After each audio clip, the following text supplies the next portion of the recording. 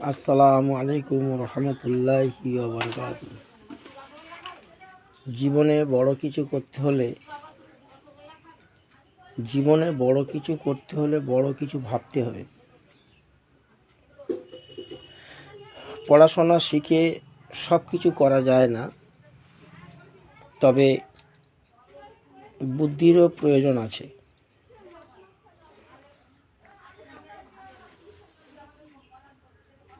পড়াশোনা শিখলে জ্ঞান অর্জন হবে, অনেক কিছু জানা যাবে, কিন্তু সঙ্গে সঙ্গে যদি নিজের বুদ্ধিকে না কাজে লাগাই তাহলে পড়াশোনা ওই অবধি সীমাবদ্ধ। অনেক কিছু জানা যাবে, অনেক কিছু জ্ঞান অর্জন করা যাবে। তো এটাই বলি, বড় কিছু করতে হলে বড় কিছু ভাবতে হবে। আর জীবনে বড় হতে গেলে বড় গাছের ছায়ায় থাকতে হবে।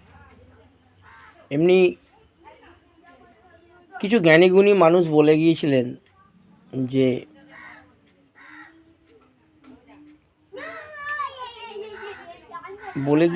যে সৎসঙ্গে স্বর্গবাস, অসৎসঙ্গের নরকবাস। ভাবিয়া করিও কাজ, করিয়া ভাবিও না। যেখানে দেখিবে ছাই, উড়াইয়া দেখো তাই, পাইলেও পাইতে পারো অমূল্য রতন। এই সমস্ত কথাগুলো এখন বাস্তব জীবনে অনেকটাই গুরুত্বপূর্ণ, কারণ জীবন আর বাস্তব পুরোটাই মিলে যাচ্ছে।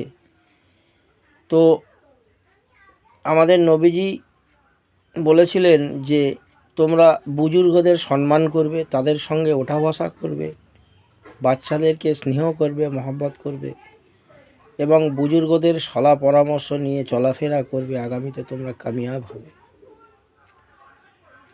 তো একটাই কথা বলি, আমরা সবাই ছোটকে সম্মান করব, মহব্বত করব, বড়দেরকে মহব্বত করব এবং সম্মান করব, তাদেরকে ইজ্জত দান করব, তাদেরকে কখনোই অসম্মান করব না। বাবা মাকে সম্মান করব, পাড়া প্রতিবেশীকে সম্মান করব, বড়কে বড়র সম্মান, ছোটকে ছোটর সম্মান দিয়ে চলবো। আগামীতে আমাদের জীবন আরও সুন্দর করে দেবেন আল্লাহ সুবহানাহু ওয়া তাআলা। তো আসুন আমরা সবাই কাঁধে কাঁধ মিলিয়ে একটা সংকল্প গড়ে তুলি যে মানুষের পাশে দাঁড়াবো, মানুষের হয়ে কাজ করব। উপরে যিনি বসে আছেন, আমাদের সৃষ্টির স্রষ্টা, তিনি আমাদের সহজ সরল সঠিক রাস্তা দেখিয়ে দেবেন। কোনো চিন্তার কিছু নেই, কোনো ভাবনার কিছু নেই। তিনি যেটা করবেন সেটাই আমরা সবাই মাথা পেতে নেব। আলহামদুলিল্লাহ।